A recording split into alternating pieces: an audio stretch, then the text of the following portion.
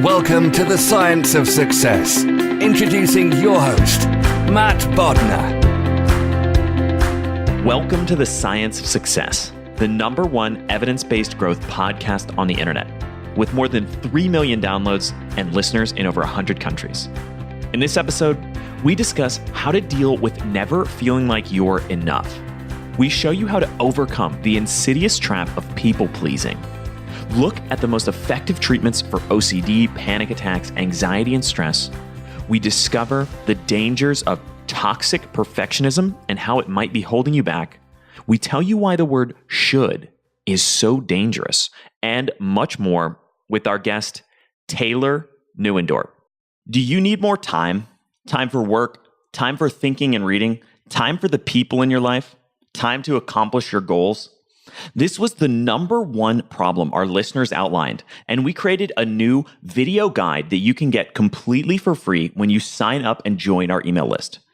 It's called How You Can Create Time for the Things That Really Matter in Life. You can get it completely for free when you sign up and join the email list at successpodcast.com. You're also going to get exclusive content that's only available to our email subscribers. We recently pre-released an episode and an interview to our email subscribers a week before it went live to our broader audience. And that had tremendous implications because there was a limited offer in there with only 50 available spots that got eaten up by the people who were on the email list first. With that same interview, we also offered an exclusive opportunity for people on our email list to engage one-on-one for over an hour with one of our guests in a live exclusive interview just for email subscribers. There's some amazing stuff that's available only to email subscribers that's only going on if you subscribe and sign up to the email list. You can do that by going to successpodcast.com and signing up right on the homepage. Or if you're driving around right now, if you're out and about and you're on the go, you don't have time, just text the word SMARTER to the number 44222. That's SMARTER to the number 44222.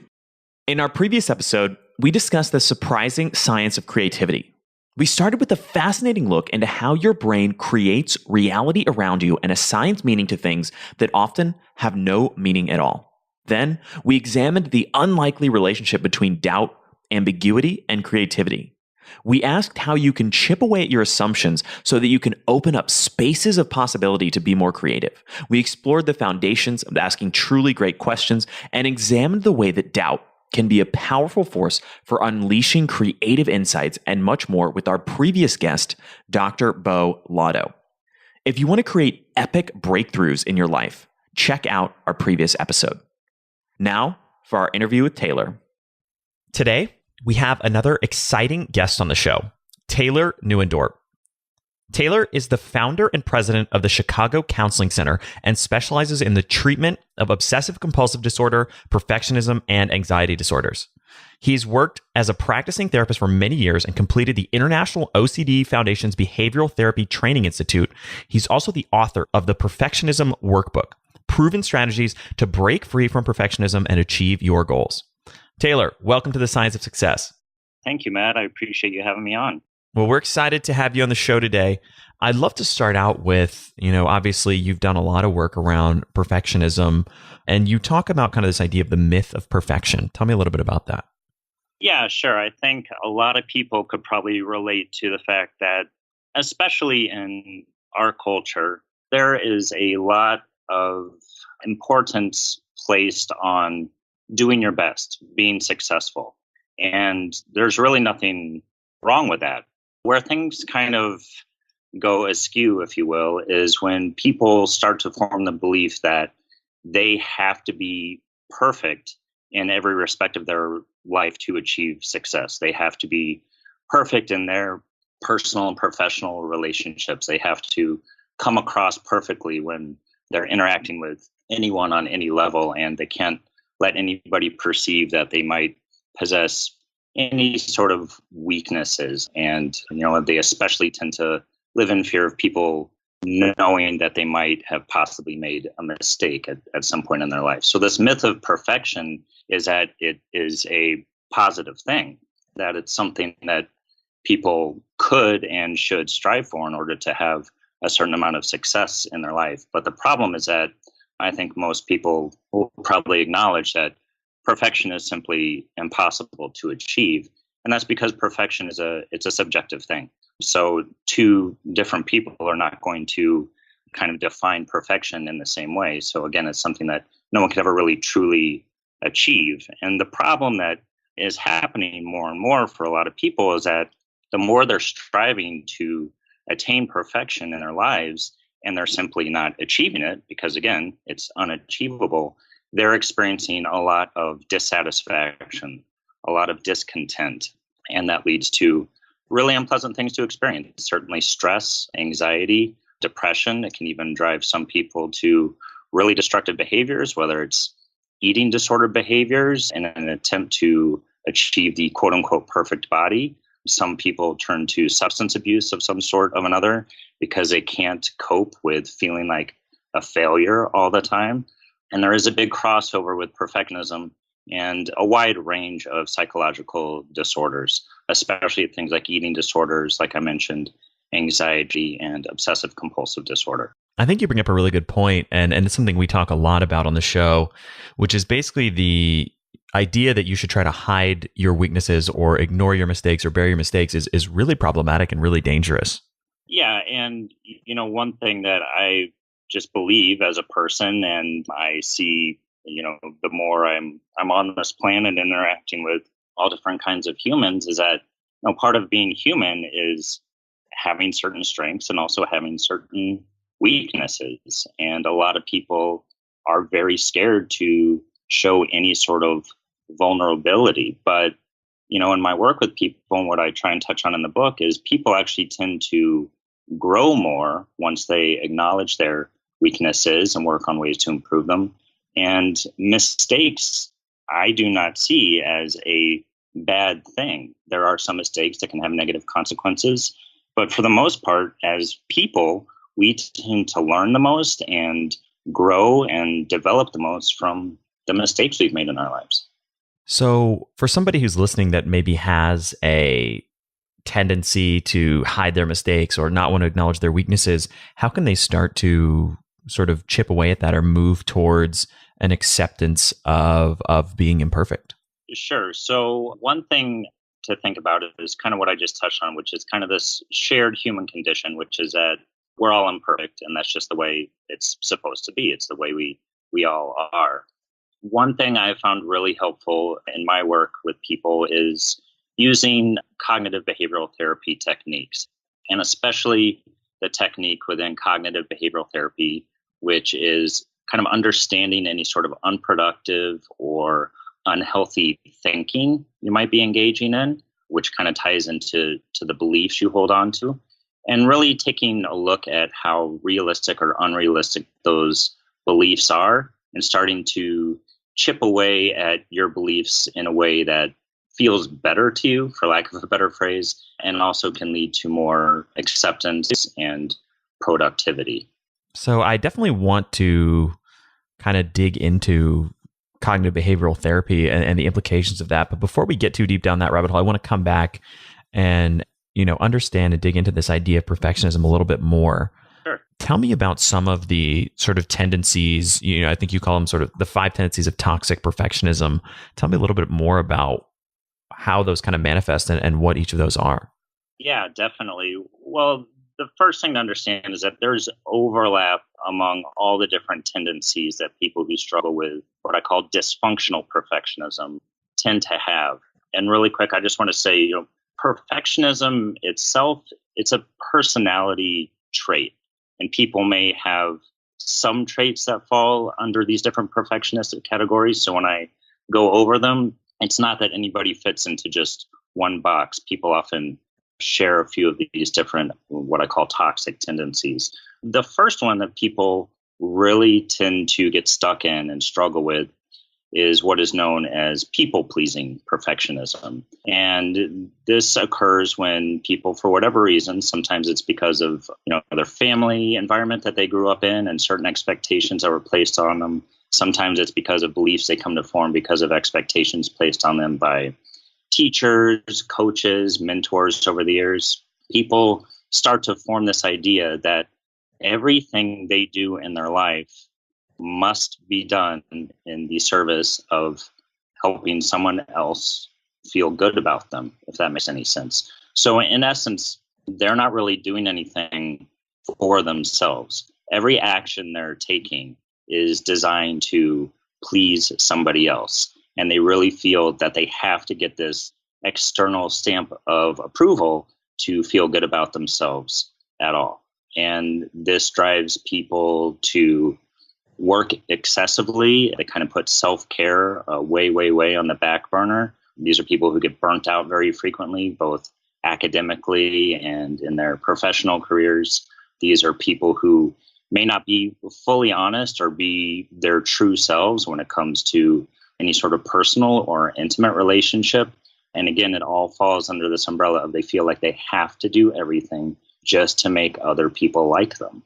And again, this is something that is pretty much an impossible and unachievable goal, because I'm kind of of the mindset that no matter what you do in your life, there's no way to please everybody all the time. So that's one of the most toxic tendencies of perfectionism. Before we dig into the next one, I'd love to talk a little bit more about people pleasing, because I think that's something that resonates for me for sure. And I'm sure many listeners also struggle with it. Tell me more about kind of the root cause behind the tendency to want to be a people pleaser. Yeah, that's a great question. It's hard to know the root cause for everyone simply because everyone's an individual.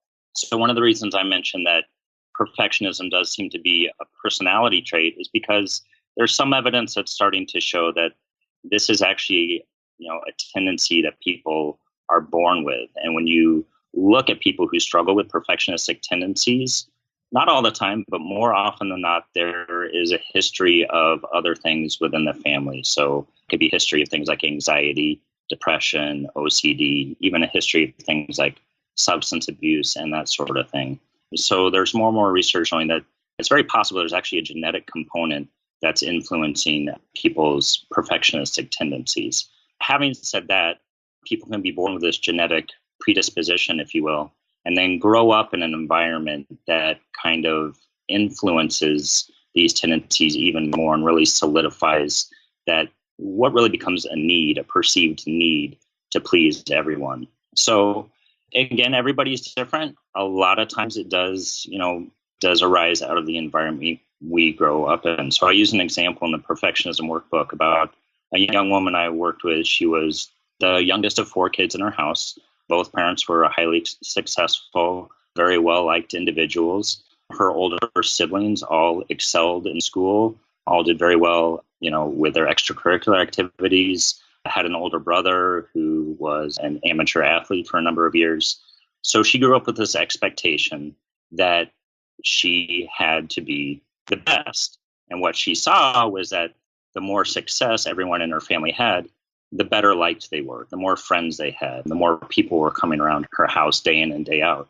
So she started to internalize and come to form this idea that for me to make other people happy, for me to feel good about myself, I have to please others. And the best way I know to do that is to always be at the top of the class. I have to be the best on my volleyball team. I have to not just volunteer for, but, be the head of every extracurricular activity I can think of.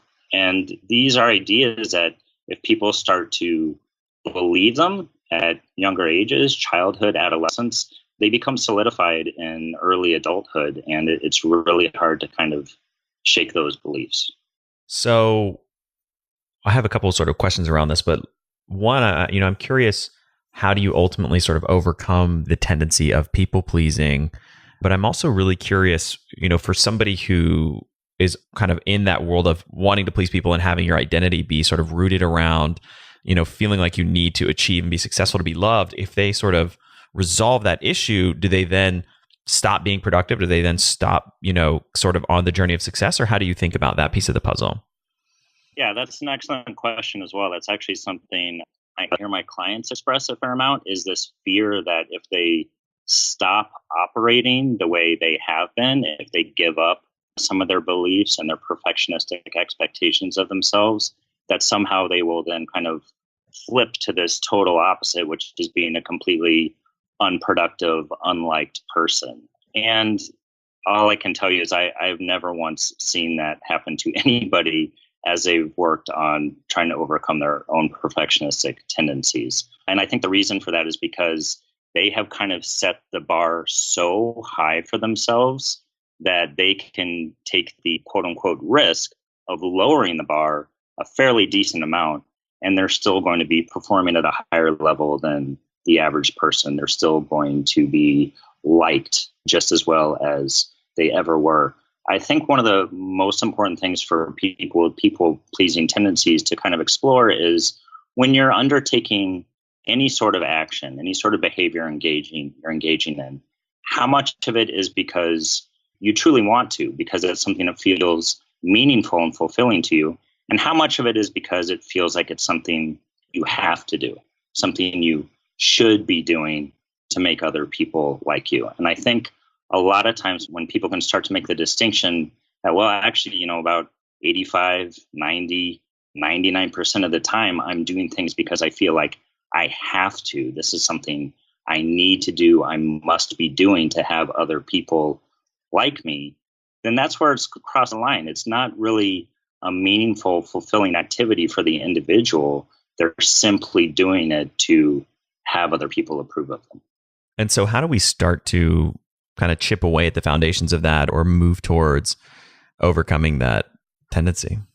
Yeah, so it does take a decent amount of work. This is something I really don't sugarcoat at all. If people want to work on, trying to make some changes in their lives and overcome these tendencies that are causing them more harm than good, causing more stress than fulfillment, it does take a lot of work. It takes a lot of practice. I think the good news is that for people who have perfectionistic tendencies anyway, you're talking about people that tend to be highly intelligent, usually very creative, people who are persistent. They've learned how to persevere. They're diligent, hardworking.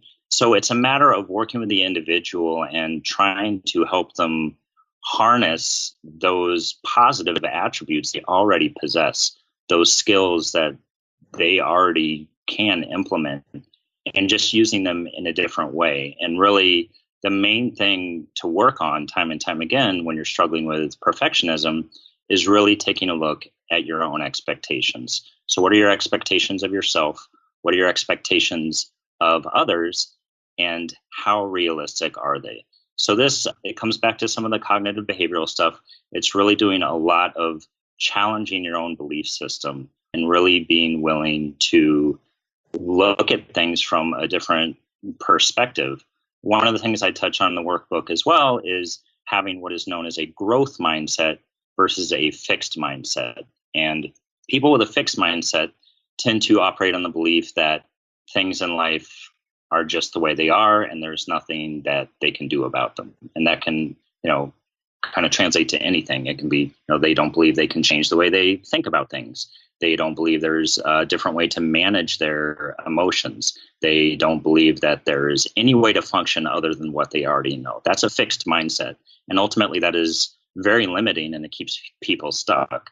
So with my clients, I talk a lot about trying to adopt a growth mindset, which, for lack of a better phrase, is just being more open-minded. So even if you're skeptical, at least being open to the possibility that maybe there's a different way for you to look at things. Maybe if you're willing to challenge some of your own unproductive thinking patterns and belief systems and start to see things from a slightly different point of view, that is actually a way to feel better about yourself and really reduce stress. And Dr. Carol Dweck, who's the pioneer behind a lot of this mindset research, as a previous guest on the show, we'll make sure to include that episode and some other resources we have around fixing growth mindset in the show notes for listeners who want to check that out. I want to come back to these other tendencies of perfectionism. Tell me about the second of the 5 tendencies. So the second one often surprises people, and it's the person who is a procrastinating perfectionist. So, I don't like to make sweeping generalizations, but kind of the stereotype that does still exist in our culture of a perfectionist is someone who might also be known as what they call a type A personality, is someone who is working nonstop. Oftentimes in the American workplace, these people are called go-getters and that sort of thing. And there are certainly a lot of perfectionists who operate that way. There's also a huge chunk of people who struggle with perfectionistic tendencies that spend a lot of their time feeling paralyzed.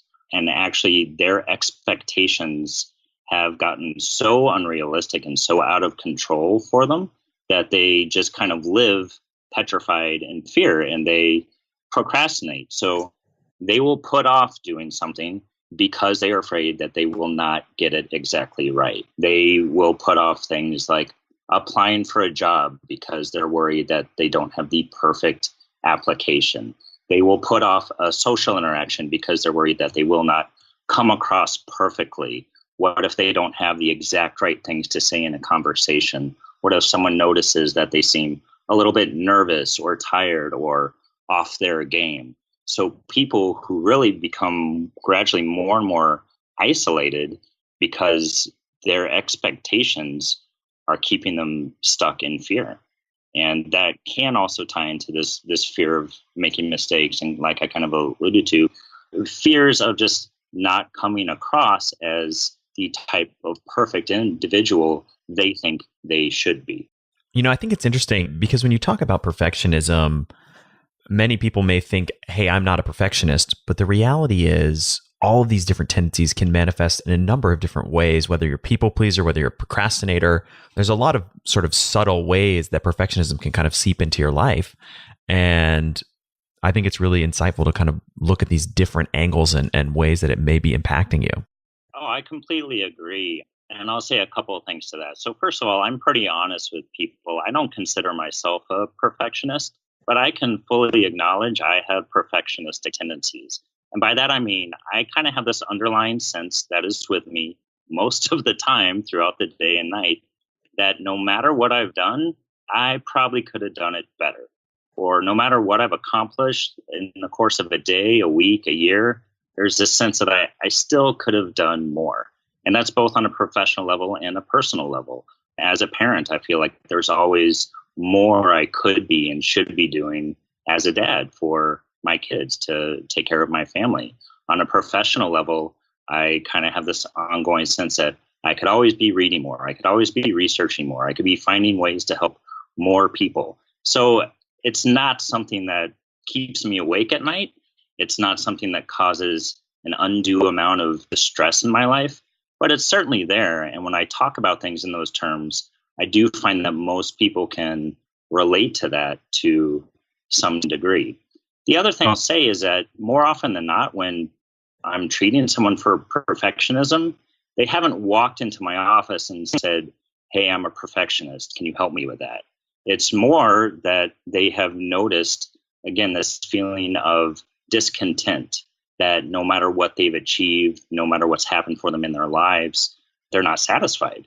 They don't feel good about what they've done. They don't feel good about themselves as individuals. So they keep pushing themselves harder and harder. That causes a lot of stress and anxiety. Or on the flip side, like we were just touching on, I get people who come in because maybe they've been out of college or grad school for a year, 2 years, 3 years, and they haven't found a job yet because, again, they're frozen in fear. They're so worried that they're not going to get everything perfect, get the perfect position, whatever it may be, that they've been sitting around being inactive for years. And that also does not feel good to them. So, there is dysfunctional perfectionism, which is when these expectations and these tendencies are impacting you 24/7. And there's certainly a fair amount of people out there struggling with that. But I completely agree with you that a lot of people have these tendencies, at least a few of them, to some degree. It just may not be impacting them to the point where they think they need professional help or they need to do something like pick up a self-help book. And I think it bears repeating that you may not sort of describe yourself as somebody who is a perfectionist, and yet you might be suffering from, you might be a people pleaser, or you might be a chronic procrastinator, or you might be highly critical of yourself. You might have negative self-talk. All of these are different manifestations of what you're essentially calling perfectionism. Yes, I completely agree. I'm glad you mentioned the self-criticism and the negative self-talk. These are things I see across the board for people that I'm treating for anything. It doesn't have to be for perfectionism, but that is a huge factor with something like depression. People experience low mood because they're being very, very hard on themselves. And again, it's this idea that, no matter what they've done, it's not good enough. They could always be better. And if you constantly feel like you're not good enough, of course you're going to feel down. Of course you're going to feel depressed. Or on the other side, maybe that's causing a high amount of anxiety because you feel like no matter what, you should be pushing yourself harder and harder and harder. And those are the types of things that lead to burnout. So how could we reconceptualize or deal more effectively with negative self-talk and being very self-critical? So this is an area where I know I've mentioned cognitive behavioral therapy a couple times. This is an area where I really find that mode of therapy, that mode of treatment, to be really highly effective. So cognitive behavioral therapy in a nutshell is really getting a solid understanding of how your thoughts, your feelings, and your behaviors all impact one another. And whether or not we're fully aware of it, those things are almost always influencing one another. And I truly believe that the way we think about things has a direct impact on our emotions, on our feelings. And those can be emotional feelings, they can be physical sensations that go along with stress, it can be muscle tension, that sort of thing. And it can be even how we feel about ourselves as people. And the way we're thinking about things, the way we're feeling, certainly influences our behavior and influences how we act. Or when it comes to procrastination, it can translate to a lack of action. So within cognitive behavioral therapy, a lot of it, again, is looking at your thought process. What are your expectations of yourself, of others? What are your beliefs about yourself as an individual? And are those just ideas you've been telling yourself, or you've heard maybe from other people in your life? Or are you able to use some objective evidence from your own life to kind of challenge these beliefs you form? So I really think examining your own thought process is a huge key to overcoming some of this stuff. Also within cognitive behavioral therapy is a mode of treatment that is much more action-oriented, and that's called exposure and response prevention. And this is something I use very frequently with people with OCD, anxiety disorders, any sort of specific phobias or panic attacks. And it works very well for people who kind of live in fear of making mistakes. So exposure and response prevention is basically just what it sounds like. It's actually purposely exposing yourself to something that tends to produce some amount of anxiety or distress or discomfort for you, and then preventing your usual response. So one example would be, okay, say someone has an important proposal they're working on for work. The perfectionistic tendency would be that they have to get every single detail exactly right. So that might lead to things like working on it many more hours than anybody else in their position would do. It can lead to things like almost compulsively rereading, rechecking what they've created, what they've written, going over it again and again and again and again, just to make sure they haven't missed a single detail, again, out of fear of making a mistake. The exposure piece would be taking something like that and having the person actually try and work on resisting or preventing their usual response. So it would be, okay, write up this proposal and do your best to turn it in without checking it more than twice. And I've come up with little ways to try different exposures with people. I will have them send me a quick email without checking it. I will have them, tell me something that is inaccurate or is wrong. I will have them, write me an email with spelling errors or, again, where they've just gotten a fact completely wrong. So they're actually actively practicing making mistakes. And the way the process works is that the more people are actually facing this thing that causes a lot of distress to them and learning that they can tolerate it, any sort of stress or discomfort around it starts to fade. And that actually allows people to see, okay, once I get past the anxiety of getting something wrong, I'm actually better able to see what I have learned from it. And maybe I've learned that, hey, I can tolerate some discomfort. Or maybe I've learned that, it's okay to not be the world's best speller. It's okay to misspell things now and then. nobody's judging me negatively, and life goes on. I love exposure and response, and I think that's such a powerful framework. But before we go deeper into that, I want to come back to cognitive behavioral therapy. I want to really sort of concretely look at this for a second. Tell me about how does, someone listening to this episode, how would they implement that into their life? How would they implement CBT at a really sort of specific and granular level? So I think the first step, which is really kind of the basis of any CBT work, is learning about and understanding what are known as cognitive distortions. Cognitive distortions are any sort of unhealthy, irrational, or simply inaccurate thinking patterns that people might be engaging in. And these are actually things that are pretty easy to find. So even with a quick internet search of cognitive distortions, people can start to learn about all the different categories of distorted thinking patterns that tend to be a product of and further exacerbate things like anxiety, depression, and stress.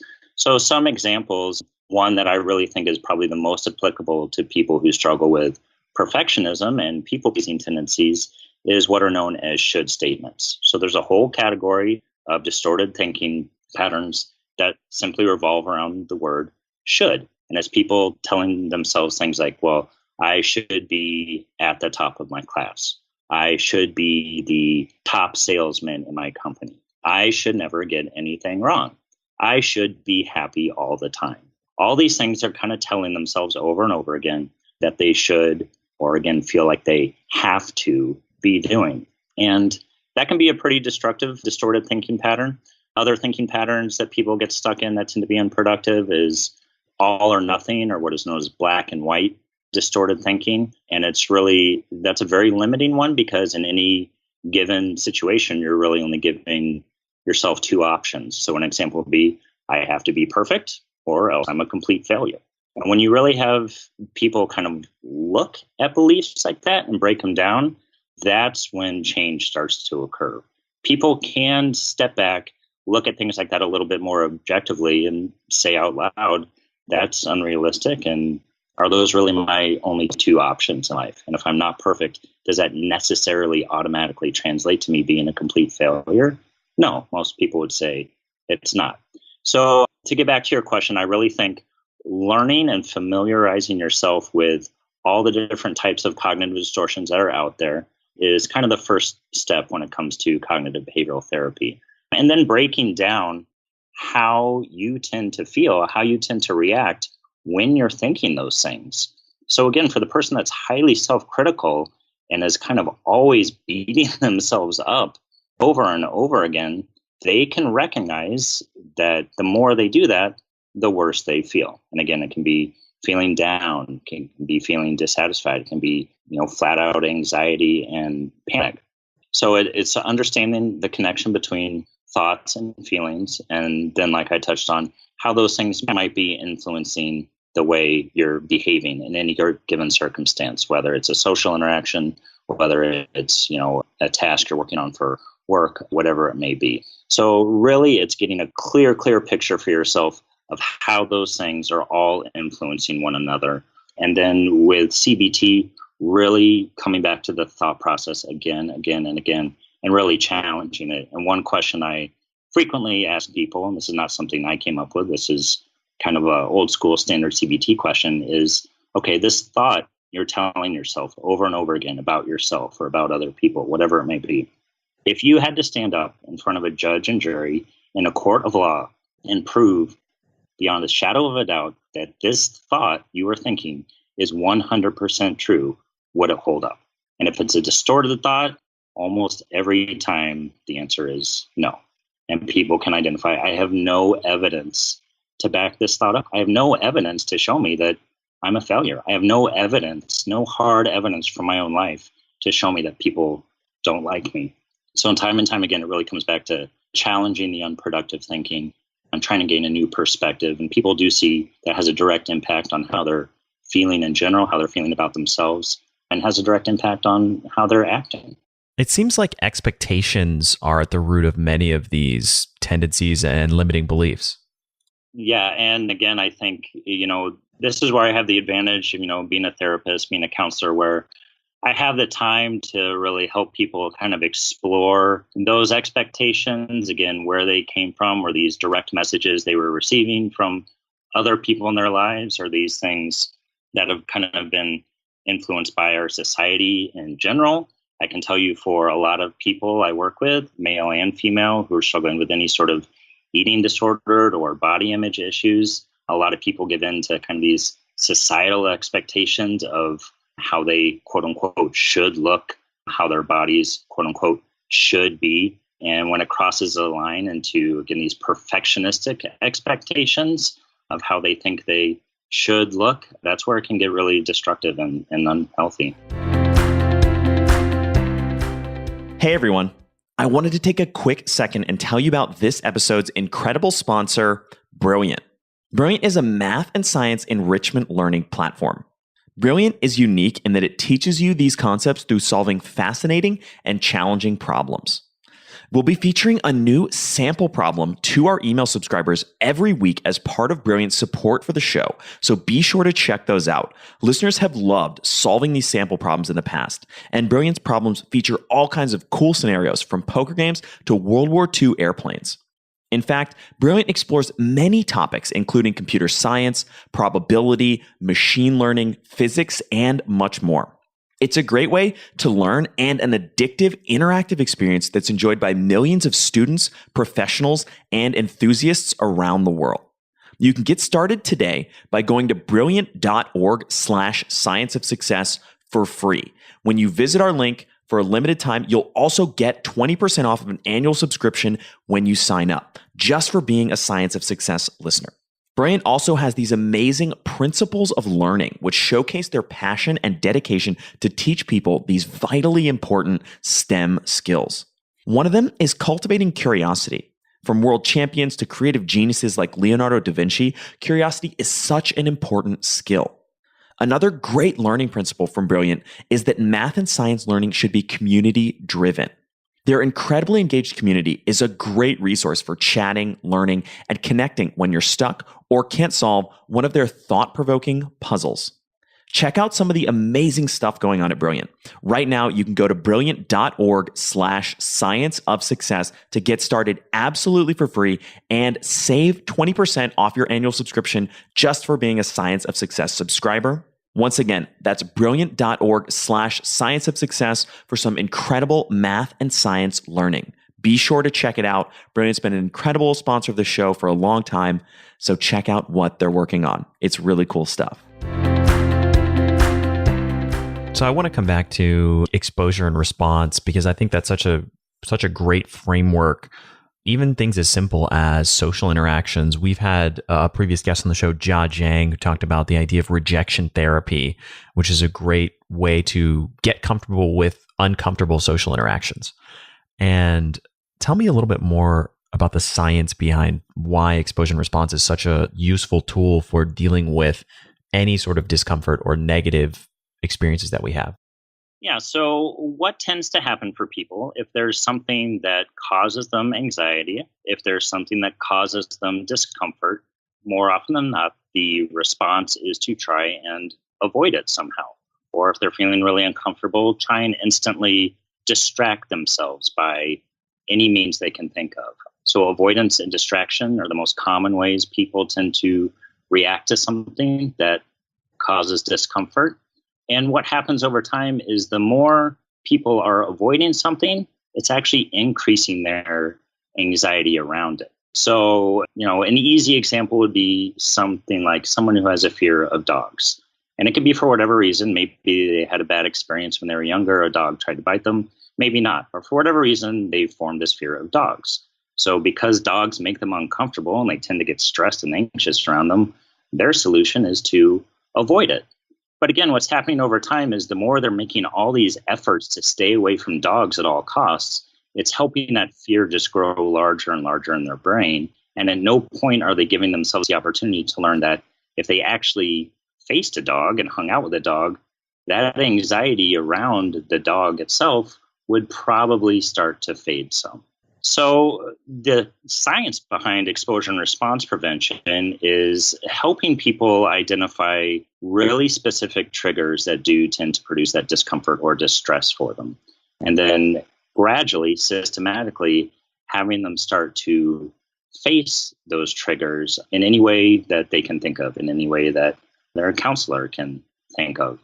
And what tends to happen more often than not, it's not 100%, nothing is, but more often than not, when people gradually and systematically expose themselves to these feared stimuli over and over and over again, the brain starts to engage in new learning. And the brain starts to adjust. New neural pathways are formed, and that directly translates to feeling less anxious. And in a nutshell, people start to learn, hey, I can handle this. I've spent most of my life avoiding this and kind of reinforcing this idea. I was telling myself that I can't deal with this, I can't tolerate this, I can't handle this.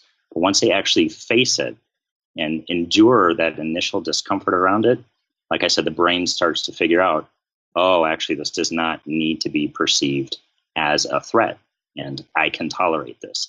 And even if there's ongoing discomfort around it, that discomfort tends to be far less, and it tends to come and go much more quickly. It's really interesting that the more you avoid something, the greater your kind of fear and anxiety around that becomes. I'm curious, and this was the next thing I wanted to dig into, how does that relate to the connection between perfectionism and OCD? Okay, great question. So the first thing I'll say is a lot of times people are kind of curious or don't seem to really get it when I say I treat perfectionism.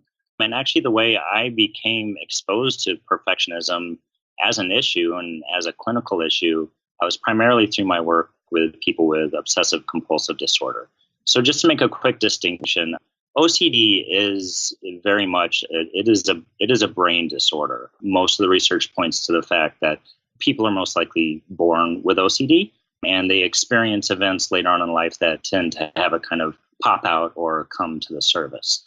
Perfectionism itself is not OCD. Like I said earlier, it's more of a personality trait. People can possess perfectionistic characteristics without having obsessive compulsive disorder.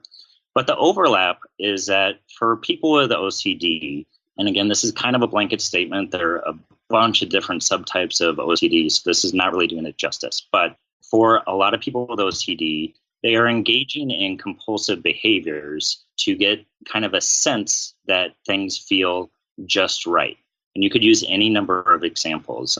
And again, it's totally subjective based on the individual. One example could be, okay, I walk into my office and I close the door behind me. Then I get the obsession. The obsession is kind of an intrusive thought or doubt that, did I close the door behind me? And because that doubt is so strong for the person with OCD, then they then feel the need to engage in a compulsion. The compulsion would be like, okay, then I need to check the door handle again to make sure it's closed. So they would do that. But again, the nature of the disorder is that no matter how many times a person engages in a compulsion, there's still lingering doubt. So people will often describe it that they will go back to a compulsive act over and over and over again until something changes a little bit in their brain. And again, they just kind of get this feeling or they get this sense that then it feels right. Then it feels like it's okay and they can move on.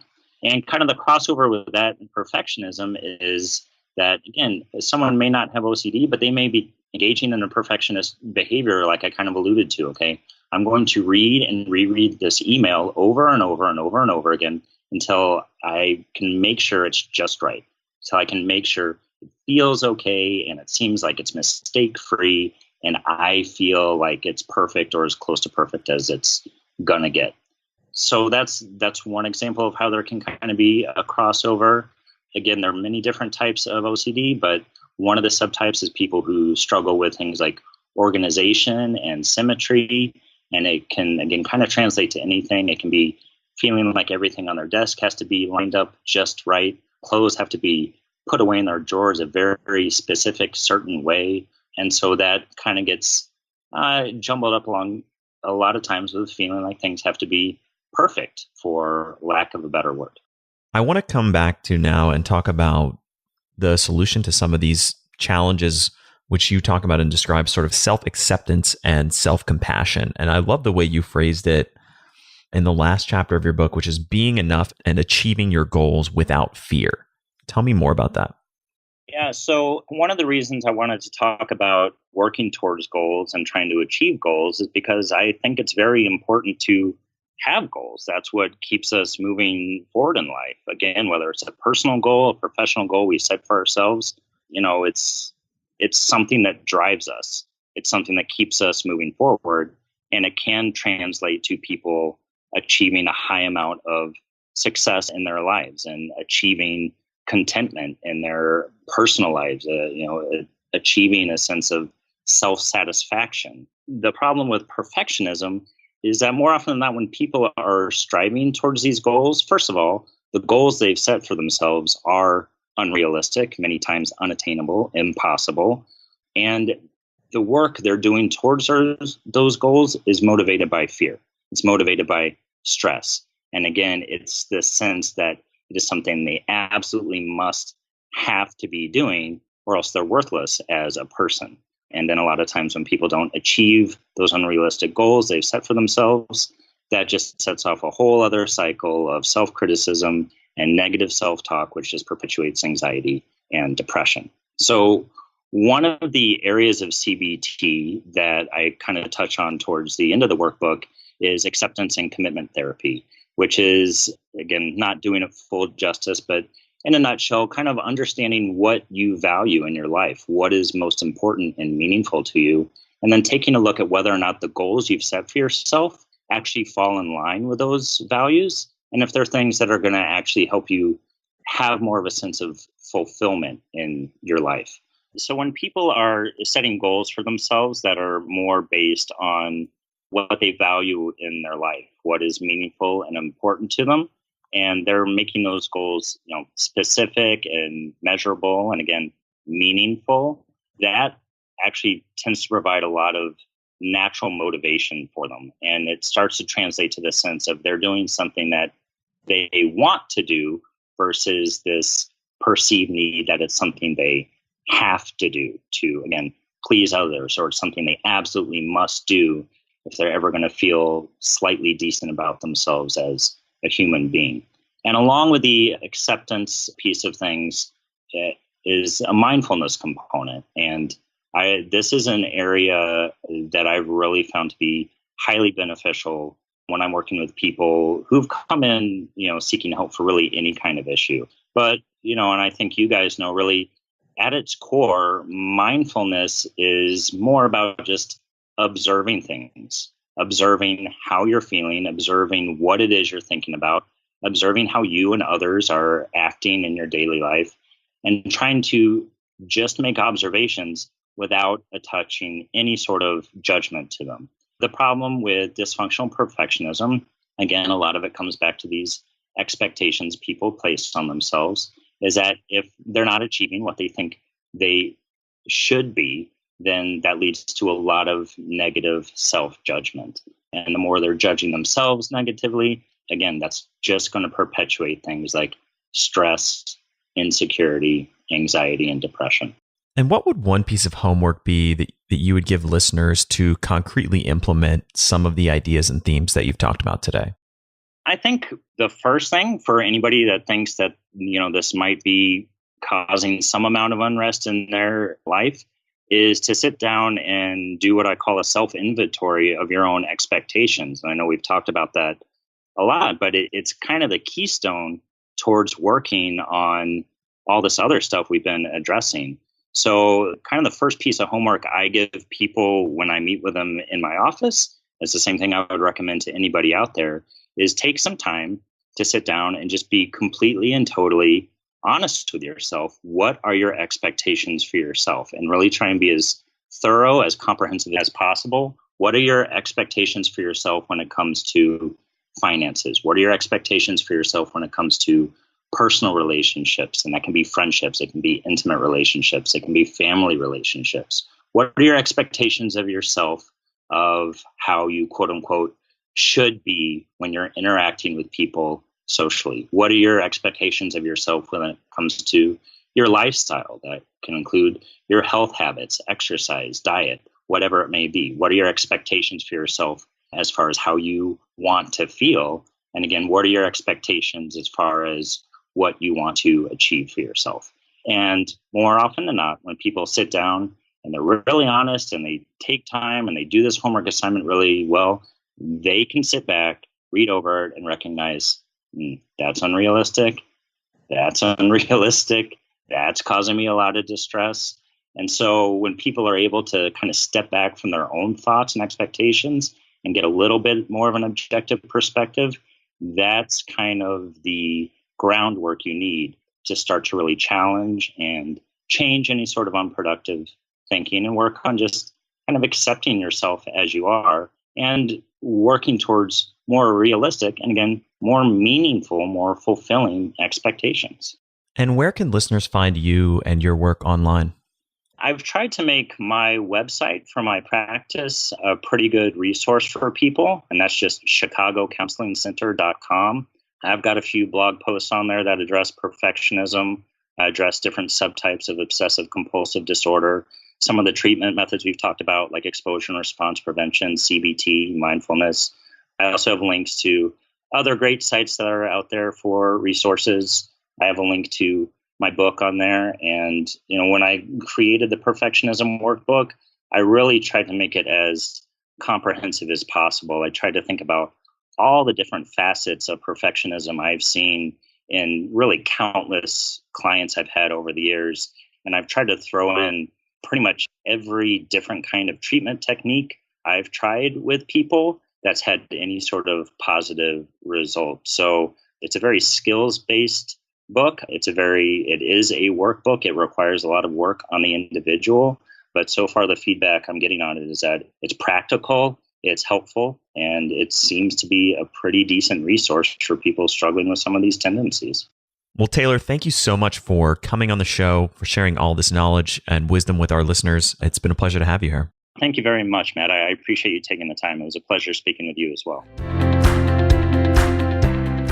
If you're a fan of the podcast's focus on evidence-based growth and you're an entrepreneur or business executive, my question to you is this. With the hours you invest in personal growth each month, how many of the tactics and strategies that you learn are you actually implementing to push your career and business forward? If there's a gap between what you're learning and what you're actually doing, and it's costing you opportunity or real concrete financial and career growth, you should check out my Science of Action project. Inspired by this podcast, Science of Action is a cutting-edge executive aid service that turns you into an execution powerhouse. It helps entrepreneurs like you become the highest leverage version of yourself possible by making it easy to take action each week on that mental to-do list that I know you have. The one with the ideas on it, which will be game changers for your work, but they're all too easy to forget about when you're busy and caught up in your day-to-day work. Find out how this revolutionary service works and outsource your battle for focus, execution, and productivity by visiting scienceofaction.net. That's scienceofaction.net to find out how you can become the highest leverage version of yourself and begin executing every day on the game changers that you know will have a huge impact on your life and business. Thank you so much for listening to The Science of Success. We created this show to help you, our listeners, master evidence-based growth. I love hearing from listeners. If you want to reach out, share your story, or just say hi, shoot me an email. My email is matt@successpodcast.com. That's matt@successpodcast.com. I'd love to hear from you, and I read and respond to every single listener email. I'm going to give you 3 reasons why you should sign up for our email list today by going to successpodcast.com, signing up right on the homepage. There's some incredible stuff that's only available to those on the email list, so be sure to sign up, including an exclusive curated weekly email from us called Mindset Monday, which is short, simple, filled with articles, stories, things that we found interesting and fascinating in the world of evidence-based growth in the last week. Next, you're getting an exclusive chance to shape the show, including voting on guests, submitting your own personal questions that we'll ask guests on air, and much more. Lastly, you're going to get a free guide we created based on listener demand. Our most popular guide, which is called How to Organize and Remember Everything. You can get it completely for free, along with another surprise bonus guide by signing up and joining the email list today. Again, you can do that at successpodcast.com. Sign up right at the homepage, or if you're on the go, just text the word SMARTER, SMARTER, to the number 44222. Remember, the greatest compliment you can give us is a referral to a friend, either live or online. If you enjoyed this episode, please leave us an awesome review and subscribe on iTunes, because that helps boost the algorithm, that helps us move up the iTunes rankings and helps more people discover the science of success. Don't forget, if you want to get all the incredible information we talk about in the show, links, transcripts, everything we discuss, and much more, be sure to check out our show notes. You can get those at successpodcast.com. Just hit the show notes button right at the top. Thanks again, and we'll see you on the next episode of The Science of Success.